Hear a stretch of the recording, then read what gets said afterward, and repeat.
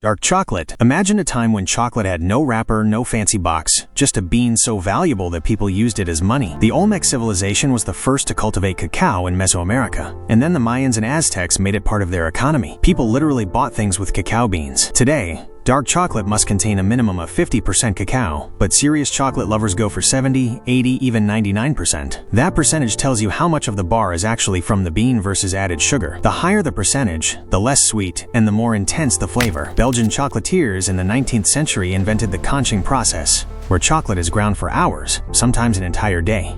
And that's what gave us the silky, smooth texture we expect today. And the flavor? That depends entirely on where the beans were grown. Some taste fruity, some earthy, some nutty, just like wine. Milk chocolate. It's 1875. A Swiss man named Daniel Peter had one obsession: combining milk with chocolate. Sounds simple, but he spent 8 years stuck on the same problem. Milk contains water, and that water either spoiled the mixture or caused it to separate.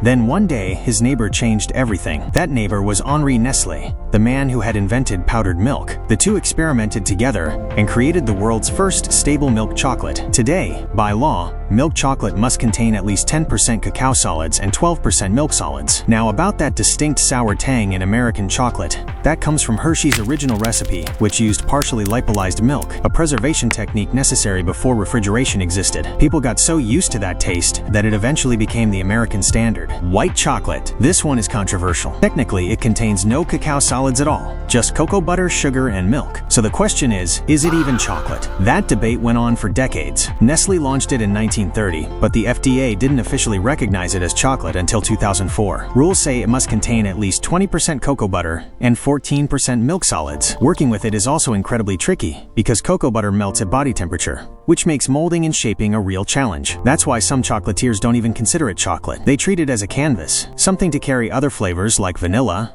matcha, or freeze-dried fruits. Ruby chocolate. In 2017, the world saw a chocolate it had never seen before, ruby chocolate. And the first thing everyone notices is its pink color. But there's no artificial dye here, no fruit flavoring. It's naturally like this. Certain ruby cacao beans from Ecuador, Brazil, and Ivory Coast naturally contain properties that, when processed correctly, produce a pink color and a berry-like taste.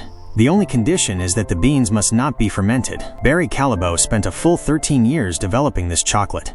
The taste is slightly tart and sour, reminiscent of red berries or citrus. In terms of composition, it sits somewhere between milk and dark chocolate. Blonde chocolate. Some of the best things in the world happen by accident. In 2006, French pastry chef Frédéric Baud was busy in the kitchen and left white chocolate in a bain-marie a little too long. When he came back, he expected it to be burnt. But something else had happened entirely. The white chocolate had turned golden, and the smell was incredible. He tasted it and was stunned. The milk proteins and sugars had come together to create a completely new flavor, a mix of shortbread, salted caramel, and butterscotch.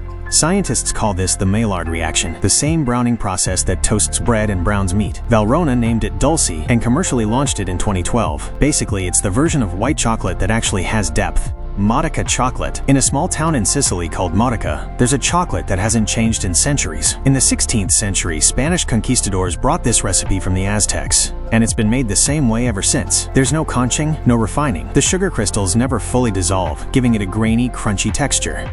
The processing temperature never exceeds 40 degrees Celsius, so no caramelization, no developed roasted flavors. Traditional flavors are exactly what the Aztecs used: cinnamon, vanilla, chili pepper. First-timers find it a bit unusual. It doesn't melt smoothly, it crumbles. But that's its original charm. Single origin chocolate. Just like wine has single vineyard batches, and coffee has single estate beans, chocolate has its own movement too. Single origin chocolate is made from beans of one specific region or farm, no blending. Venezuela's Chuao region is known for producing some of the world's finest cacao. Only 20 tons are produced annually, and the village is accessible only by boat. Madagascar beans have a fruity acidity, while Ecuador's national cacao carries floral notes. The craft chocolate movement popularized this in the 2000s. Chocolatiers started treating cacao like wine. The soil, water, climate, everything affects the final flavor. Gianduja, Turin, Italy. The Napoleonic Wars are happening. A British blockade has made cacao so expensive that ordinary chocolatiers can't afford it.